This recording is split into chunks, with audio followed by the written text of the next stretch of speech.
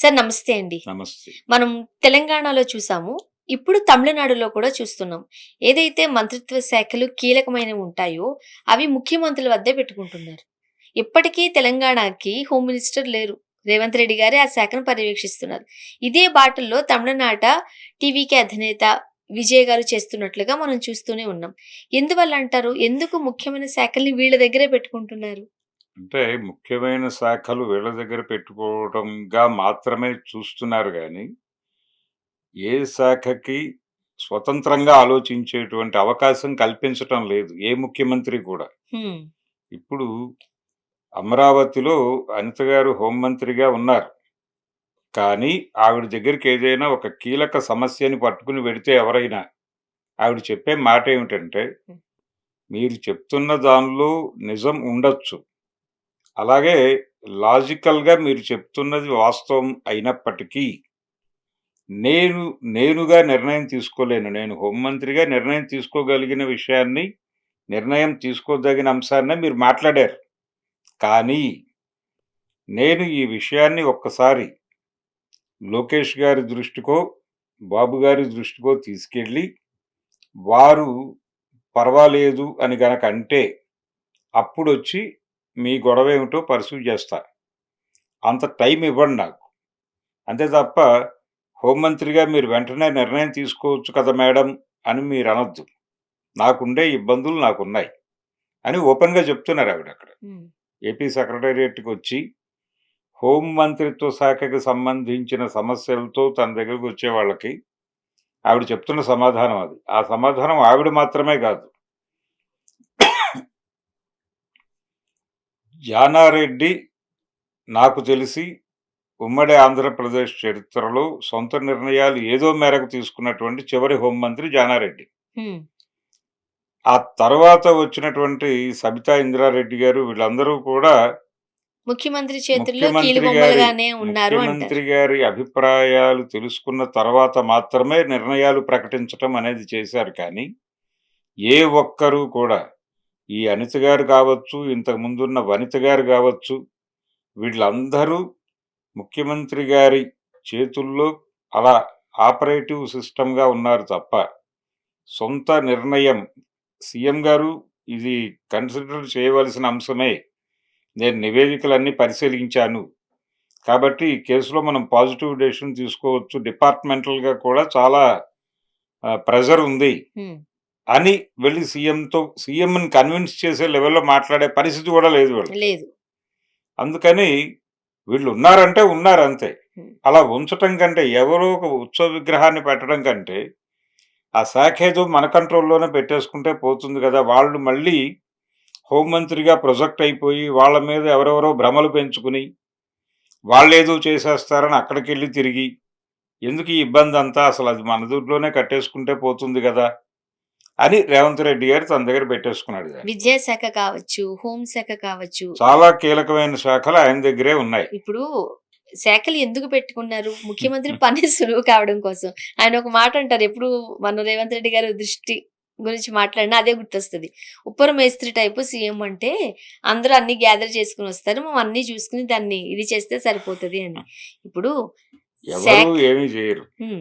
ఇప్పుడు శాఖలకి సంబంధించి మంత్రులున్నట్లయితే పని ఈజీ అవుతది. కాస్త ఆ డిపార్ట్‌మెంట్‌కి చేయాల్సిన పని ఏదైతే ఉంటదో ప్రజలకి త్వరగా చేరువవుతూ ఉంటుంది. అవును.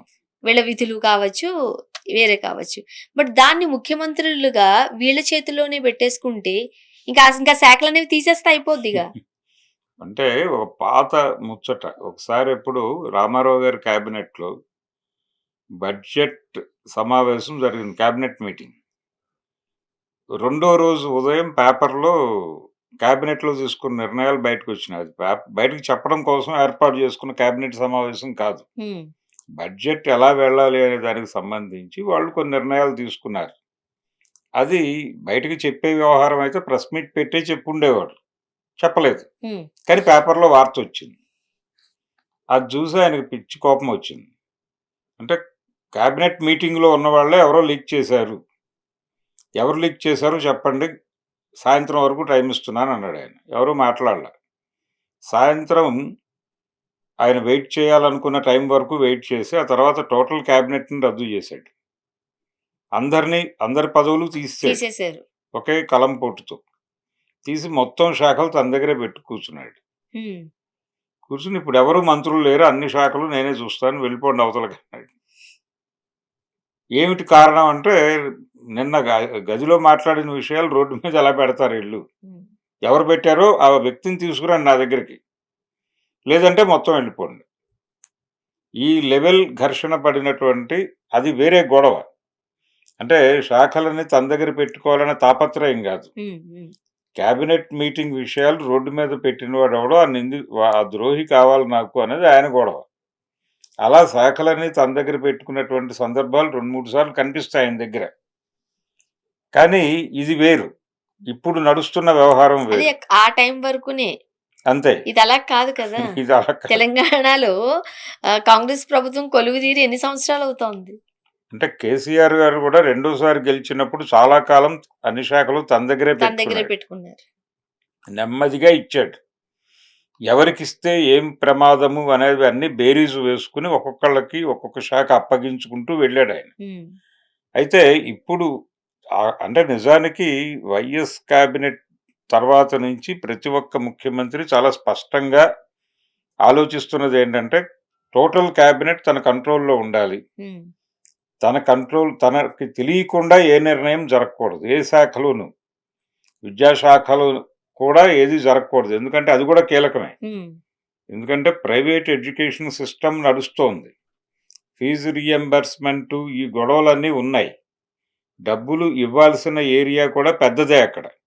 డబ్బులు తీసుకునే ఏరియా కూడా పెద్దదే ఆ పెద్దదే. శాఖకు సంబంధించి.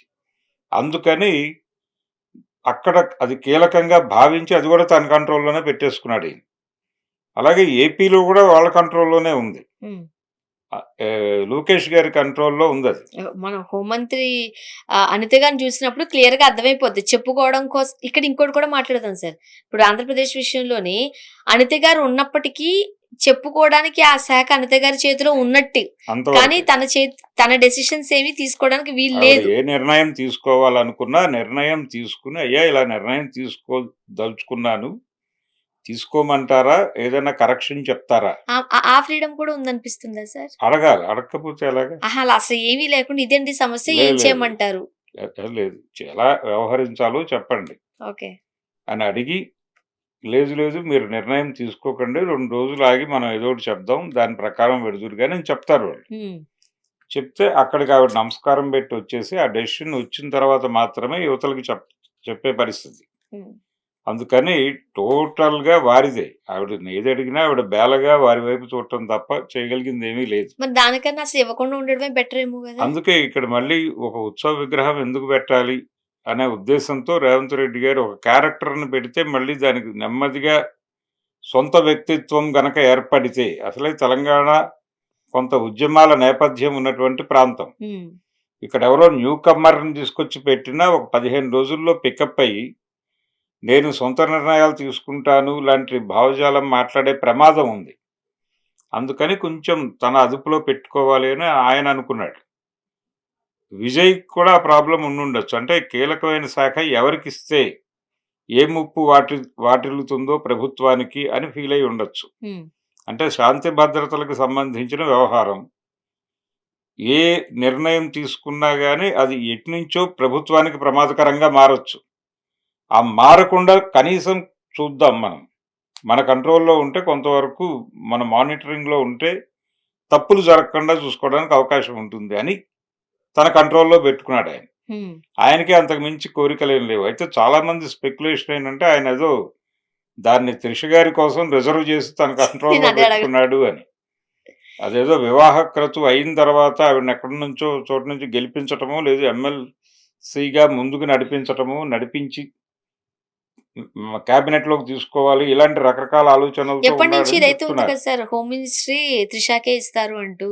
అవును. మేబీ అందుకే హోల్డ్ చేసి ఉన్నారేమో. అందుకని చూద్దాం హోల్డ్ ఇంకొన్ని చేశారని రోజులు. ప్రచారం జరుగుతోంది గానీ అది వాస్తవం కాదు. చూద్దాం sir. Thank you. Thank you.